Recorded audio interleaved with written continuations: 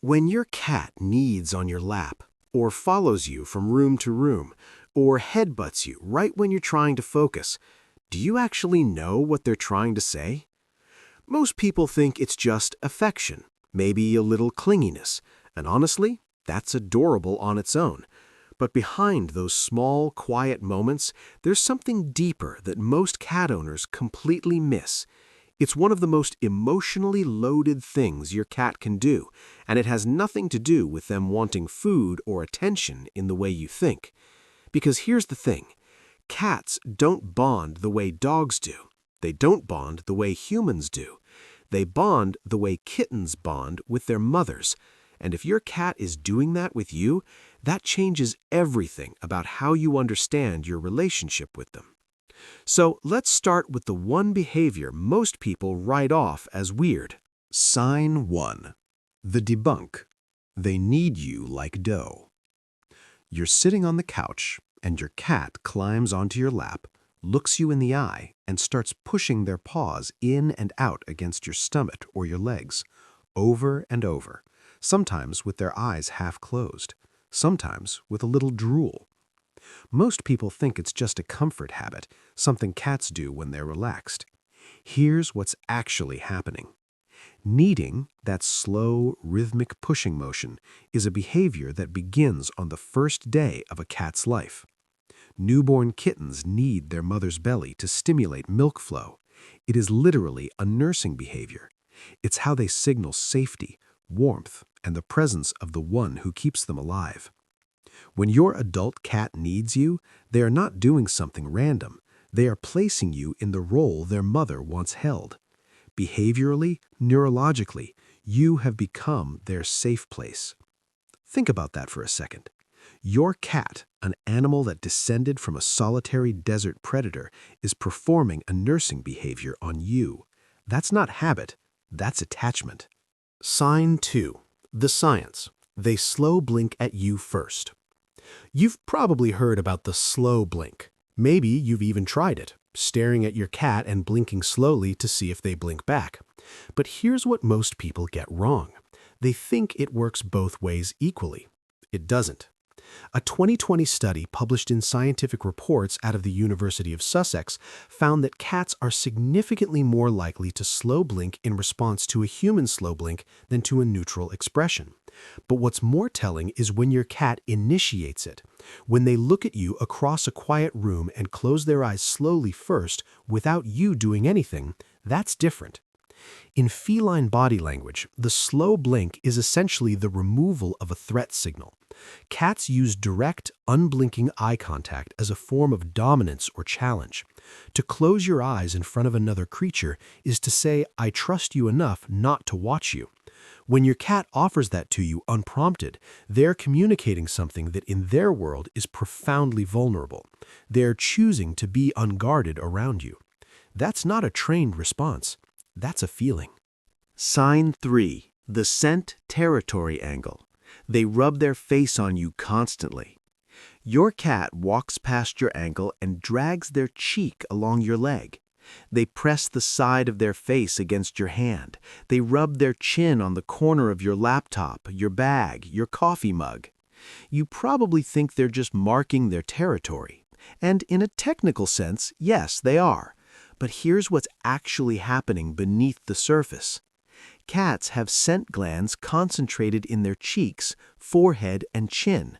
When they rub these areas on objects or people, they're depositing pheromones, chemical signals that communicate ownership and familiarity. Scientists call this behavior bunting. Now, there's a specific form of bunting cats reserve almost exclusively for two groups: other cats they have bonded with and their mothers. When your cat rubs their face, not just their body, but specifically their face on you repeatedly, they are integrating your scent into their own. They're not marking you as property, they're marking you as family, as part of their social group, as someone whose scent should smell like home. What makes this even more meaningful is that cats in the wild who do this to each other are engaged in something researchers call allo-rubbing, a behavior observed almost exclusively between cats with deep, long-term social bonds. Your cat is treating you like a bonded companion, like someone who belongs in their world. And hey, if any of this is making you look at your cat differently, hit like and subscribe. We make videos like this every week because your cat is communicating with you constantly, and you deserve to understand what they're saying. Sign 4, the evolutionary maternal connection. They bring you dead things. Okay, this one is harder to romanticize, but stay with me. Your cat drops a mouse, or a bird, or sometimes a toy, at your feet. You react with horror. They look at you like you've failed a test. Because you have. Mother cats in the wild don't just nurse their kittens, they teach them. Around 4 to 5 weeks of age, a mother cat begins bringing prey back to the nest, first dead, then injured, then alive, to teach her young how to hunt and eat. When your cat brings you something dead and places it at your feet, behavioral scientists believe they are doing one of two things. Either they are treating you as a family member they want to feed and provide for, elevating you to the status of beloved dependent, or they are trying to teach you how to hunt, because from their perspective, you are bafflingly bad at it. Either interpretation puts you in a family role. Your cat is not being gruesome. They are acting from one of the deepest maternal and social instincts in their behavioral repertoire. The gift, however revolting, is an act of care. Sign 5. The selective behavior. They only show you their belly. A cat that rolls onto their back and exposes their belly to you is not always asking to be touched. Any cat owner who has learned this lesson has the scratches to prove it. But the act of showing you the belly, that is something entirely different. The belly is the most physically vulnerable part of a cat's body. It protects vital organs.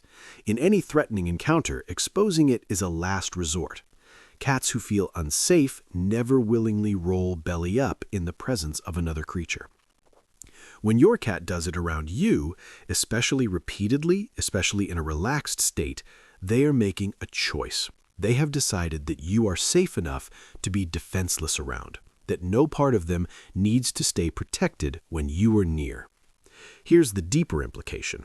Cats are selective about this in ways that are almost invisible to us.